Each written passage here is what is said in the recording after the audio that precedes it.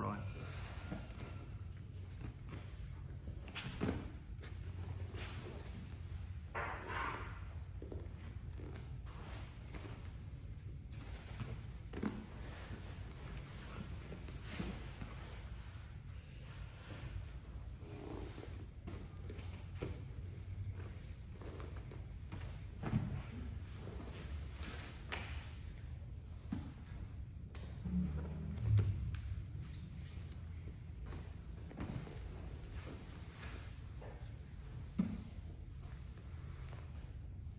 We're looking today at an entry into backside 50-50. Sometimes the entries into backside 50-50 can be a little bit elusive.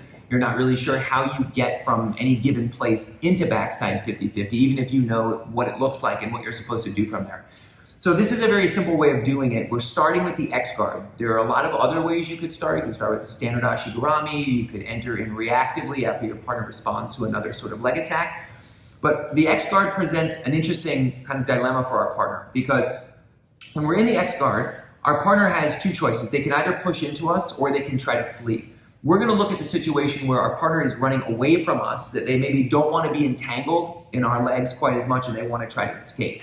So the escape that we're talking about looks like this. So when he puts me in the X guard here, and he gets in this position, my hands may go to the floor, and I have two choices. I could come back into him, or I could try to run away. And a lot of times people will elect out of here to try to run away, looking to slip the foot and then coming back, especially when they're a little bit sweaty. So that kind of escape lends us to a good entry to backside 50-50 because we're already facing our partner's back. We're already rear facing. So the entry is any kind of situation where we go into X guard. Just take a step back this way for a second. Any entry here, X guard. Okay, and we can start with double shins inside and pass our body out to the side and go X, or we could go ashi and then X. Here we are. Bottom foot behind his knee, maybe up a little bit higher. Top leg up by the hip.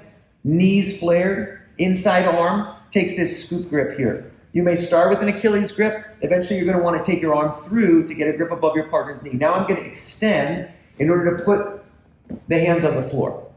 Now, the backside 50-50 entry from here is a little bit challenging because you're facing your partner's hip rather than being right behind them.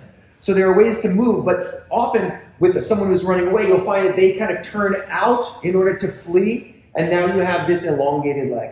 So we're going to secure this grip. Okay, I have this grip above his knee. That's good. You can take two hands. Then we're going to take our outside leg, and we're going to wrap it around the corner. Now, the key here is we don't want to land with our hip directly underneath our partner's knee. We want to turn our hip slightly so we're facing the foot and the leg that we're attacking. We're going to pass this leg through, and then from here, we're going to just stick our shoelaces up here by our partner's hip initially. This is going to help to keep a bite on our partner's leg. Okay, if he goes to flee now, we have our hands, our top leg, and now if you look at the bottom leg, this thigh is in front of his knee. So I don't want him to take his knee up over and start to escape this way. So to do that, we're going to pull back with this leg here and hold. So there's a scissoring action.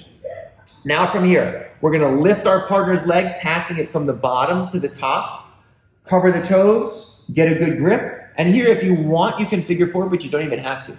When you go to finish, you're looking to rotate in towards this inside space here. So you're not rolling backward. That's going to alleviate pressure on the knee. You want to come forwards here. And now from here, we have the ability to rotate through. We go palm to palm, wrist to wrist, and the finish is on. From any entry here where we're in front of our partner, we go into the X guard. We extend, put our partner's hands on the floor, and we feel this reaction where he's walking away. We take our inside leg, okay? Or actually our outside leg, I guess it becomes. There's the right leg here. We're going to cast it up over the top. Notice that the hips move from right underneath, and then out of this position here, we move our hip out, pommel, and pass. We have our grip now with our shoelaces in front of our partner's hip, so that if he goes to just take this leg out, he can't do it.